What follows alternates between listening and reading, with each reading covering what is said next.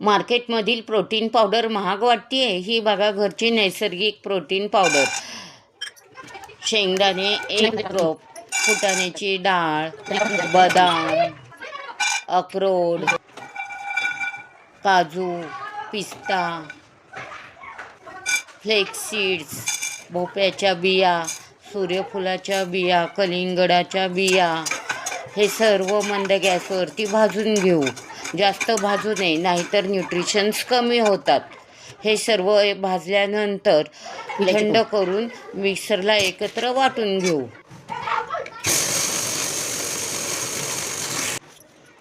बारीक पावडर करून घेऊ. एअरटाईट डब्यात साठवूयात. दुधात 1 चमचा प्रोटीन पावडर व 1 चमचा गूळ घालू. हेल्दी ड्रिंक तयार.